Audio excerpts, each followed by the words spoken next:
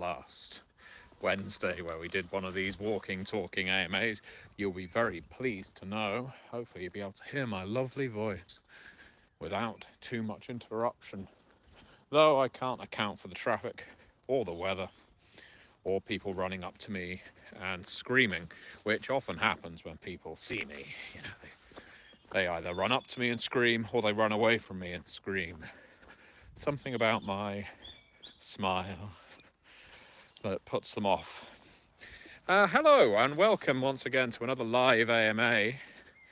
It is, as always, our weekly ritual that as I head to Wednesday Gaming, I answer any questions you may have. Why would someone submit themselves to a weekly interrogation? Am I some kind of social masochist? Or am I just hungry for attention? Maybe it's the monetization on this channel. I just love the clicks. I'm getting rich off the ad revenue on my channel. God, I wish that were the case. That would make life a lot easier. No, it is actually, some of you are probably going to have noticed there's ever since we at Onyx Path launched Curseborn on Kickstarter or thereabouts, I started making videos again. I really wanted to make the Gentleman's Guide to the Accurse. I was very much in the swing of doing that kind of thing again, like I had with Vampire the Masquerade, Werewolf the Apocalypse, and because I think Curseborn is fantastic. I think it's a great horror game. The writers did such a superb job with it, and I include myself in that number. And I really wanted to make videos again, and since then I just haven't stopped.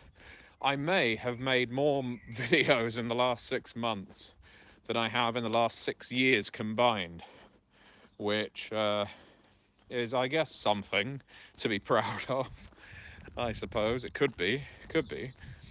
I suppose it depends on what you perceive as a source of pride.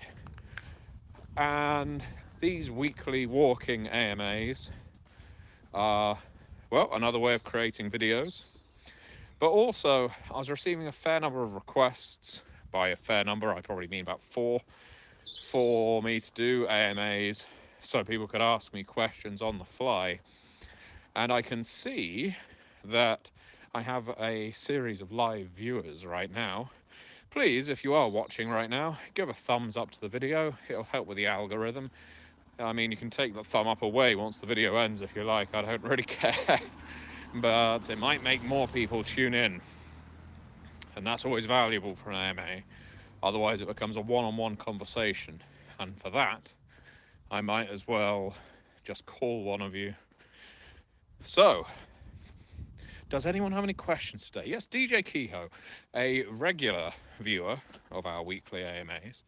Hey GG, in one of your new videos, you were asking about what to do next. I'd love to see you talk about Mutants and Masterminds. I always loved that game. Only story told it once. That's a good idea.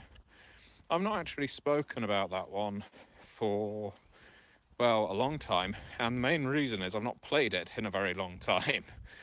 I played the DC Adventures update, which I think was effectively updating it from 3rd edition to 3.5, if I remember rightly, because Mutants and Masterminds, when I got into it, was basically a D20 clone, released around the time that a lot of D20 games were coming out. But the DC Adventures version updated it slightly. I don't know how much I'd have to say about Eminem. Not the rapper. As you can imagine, I'm a big fan. Actually, I do like Eminem. When I was in Portugal last, I kept hearing Houdini over and over again. It was being played everywhere. Don't know whether it was a smash hit in Portugal for some reason. That's an Eminem song, if you're unaware. Yeah, I don't know what I'd have to say about it. I think the thing I really like about Mutants and Masterminds is similar to what I like about playing GURPS superheroes. The sheer amount of customization that you get in Mutants and Masterminds is very satisfying. Someone like me, it's odd. In a way, I don't consider myself a crunchy role player. I don't care all that much about rules, but I like a game that has a lot of options. And Mutants and Masterminds definitely has a lot of options. Yes, I was nearly run over, but I relied on myself and the driver to avoid me. And Mutants and Masterminds is definitely a game with a load of character options. You have so much choice. And I think that's very important for a superhero RPG. It needs to feel like you've got extreme flexibility in what you can do. And that kind of flexibility has informed me and the way I've gone on to design games.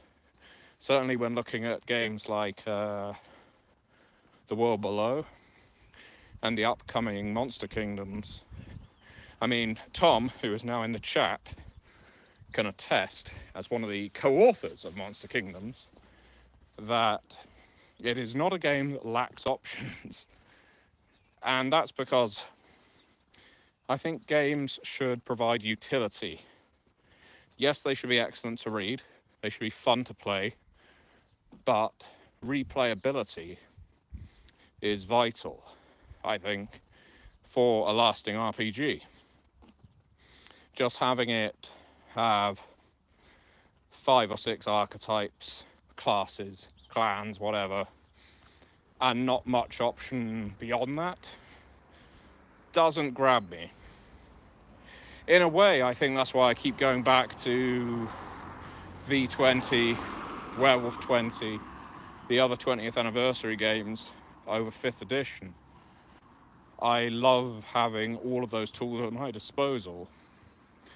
And similarly, why I love 2nd edition Chronicles of Darkness so much.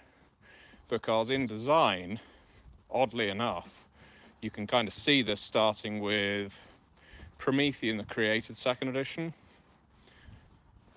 The Chronicles of Darkness cores start getting a bit 20th anniversary edition like.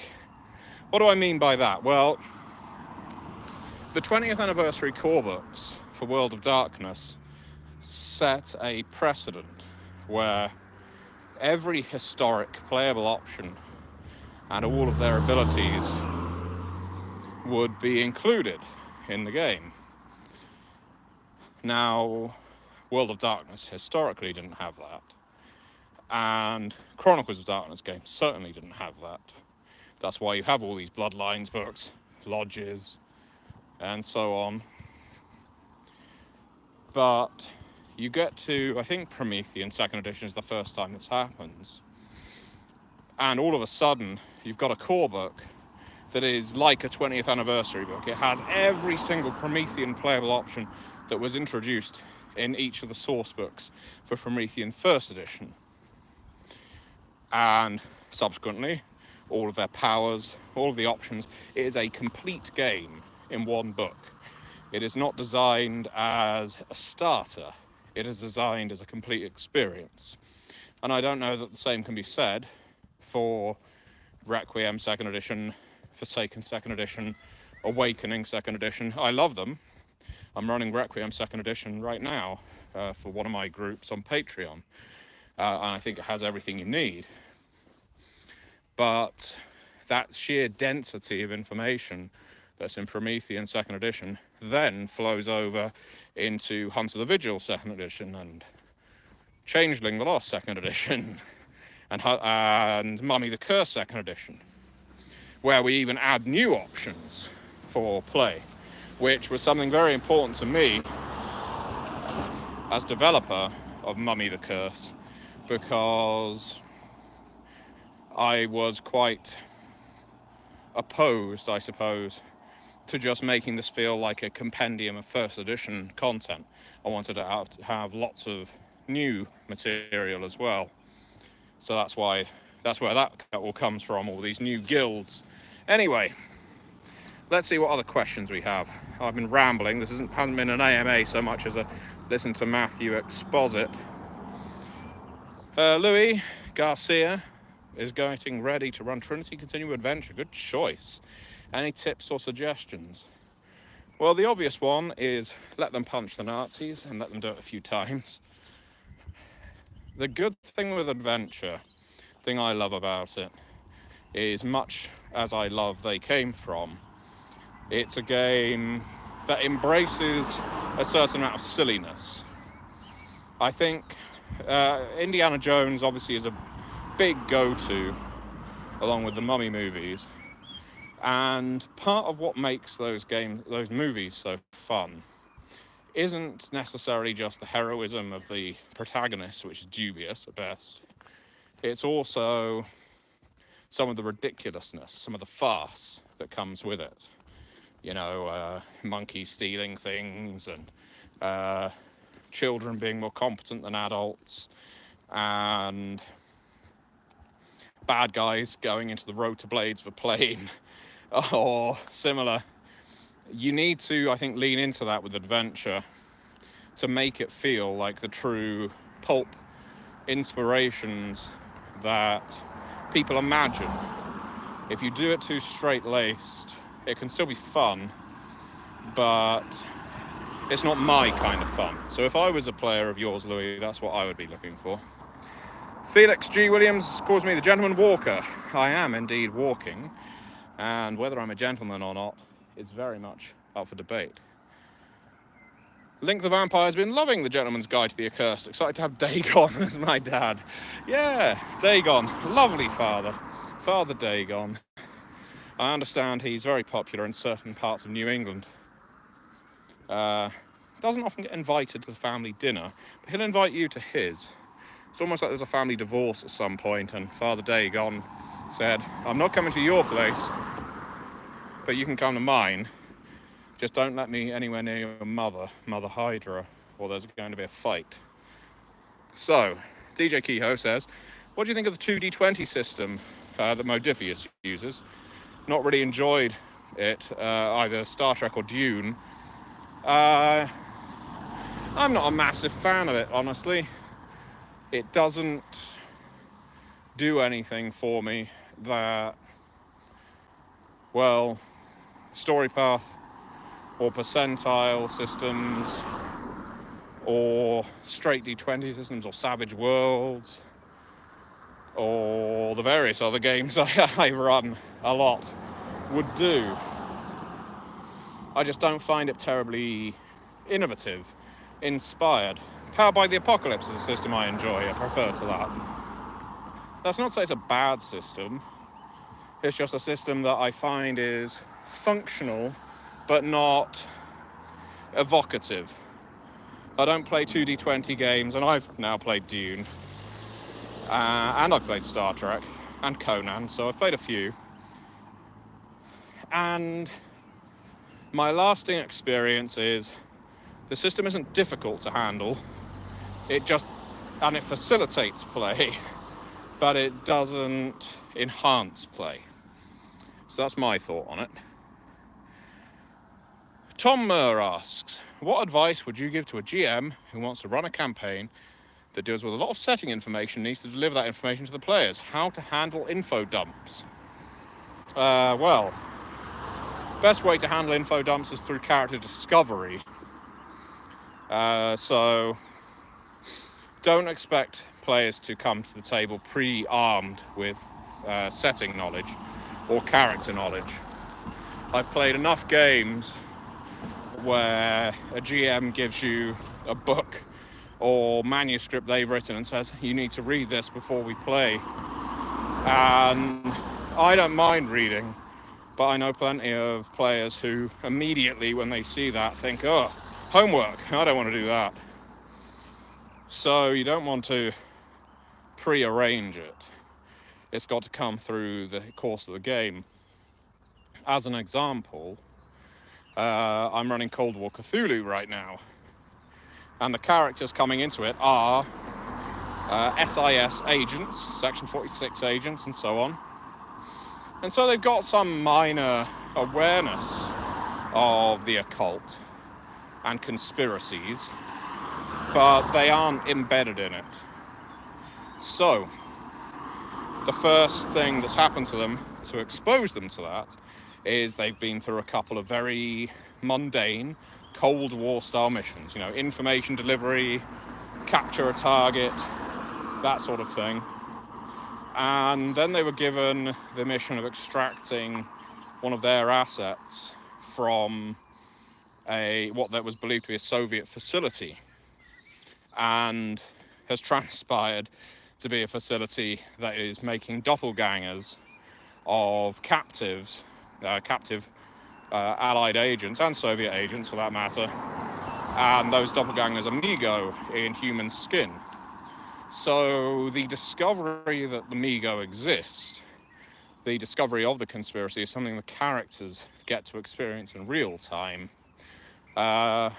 Beyond that, the best prep I can suggest is artifacts. Now, that doesn't mean you need to be handing them physical props, but it means that good artifacts are things like giving them a code to break, a puzzle that applies specifically to them, or having them visited in dreams by an entity that leaves them a riddle or alludes to a future plot point. They will want to know more because it affects their character specifically, rather than if you just say, this is the sense of the world. It's how I handle most of my horror games now, Chronicles of Darkness, Curseborn. Assume the players know nothing.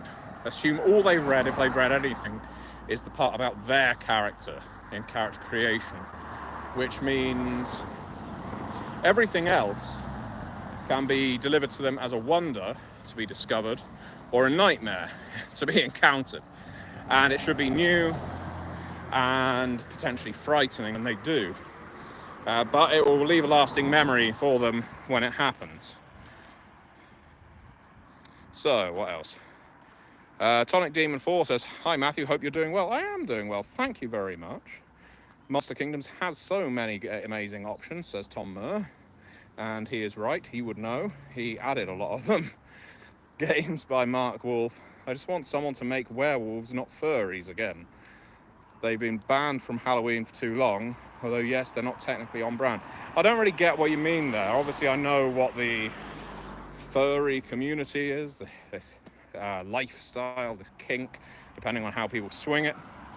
I don't think Werewolf the Apocalypse makes werewolves furries. I think that is a question of what the players bring to the table. So if you, Mark, play with people who play their werewolves like that, then, well, you may be in the wrong group if that's not what you're looking for. But the vast majority of werewolf games I play are pretty visceral horror, to the point that I had to end my last Werewolf Chronicle because it got a little too much for all of the participants, including me. It wasn't prematurely ended, but we got to the end of our first chapter, which was like 10 sessions long, and thought, okay, time for a new game now. So you're going to have to explain what you mean when you say that all of these games are about furries. Now, I don't think they are, unless there's a werewolf game out there that I'm unfamiliar with. Diceless TTRPGs like Glitch and Nobilis, asks Adrian, what do I think of them? Never played Nobilis or Nobilis. I think it is Nobilis. I have played Glitch. I don't mind them. They don't... So the thing about mechanics, again, while I don't consider myself a terribly mechanically oriented GM, is that they do hook you. I do like the element of chance. I do like the idea of you being able to tailor your character mechanically to succeed at some things and more likely to fail at others, and that's important. That part where you can engineer your character to be more likely to fail at some things. You see that a lot in Cult, Divinity Lost. It's one thing to say you're good at something, but you're equally looking at what you're bad at. And purely narrative RPGs can fulfill a function that is different to that. I spoke about Alice is Missing on this channel a while back. That's a game that doesn't have mechanics, and I think that's a really good example of a game that does narrative really well because the structure is so strong. It is a really strong structure to a game like Alice is Missing. So I think narrative games that have that structure, that skeleton in place, that you can then stick meat to in the form of your characters and their actions, the motivations, is fine, but I'm unlikely to play a lengthy campaign of it. DS Clava waves. I wave back. Ray Obscuro says, Obscuro, how would you make a good ministry? In what respect? In the respect of the ministry, the followers of Set? Or do you mean the ministry in the sense of an actual body of the government? Or do you mean a good minister? Again, a Setite or some kind of reverend or deacon. You're going to have to elaborate there. Games by Mark Wolf says, so many settings that have no good system. Firefly, Stargate, X-Files, Men in Black, Dresden Files. That is something I disagree on, because I think while you can limit yourself to buying official RPGs and looking at them and thinking this system doesn't work for me, brother, I think equally you can pretty much choose any other RPG that covers the same kind of ground.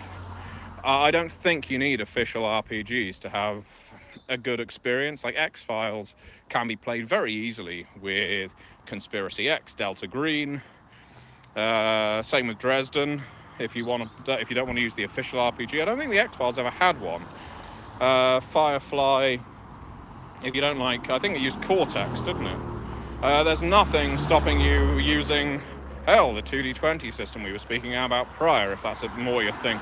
There's nothing intrinsically in those licenses that says that it needs to have a specific mechanic, unless there is something funky in that universe that can't exist mechanically with another.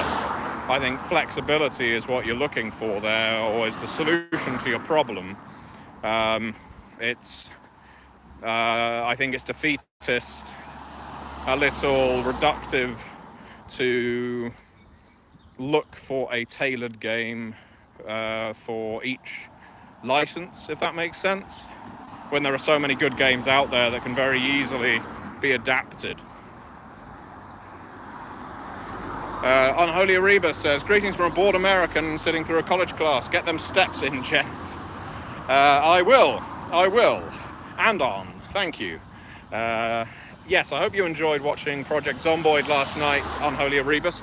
Some of you will have noticed I did a live game stream last night, which was a nice change, of Project Zomboid. If you missed it, it is on my channel, yesterday's live video, so you'll be able to find it.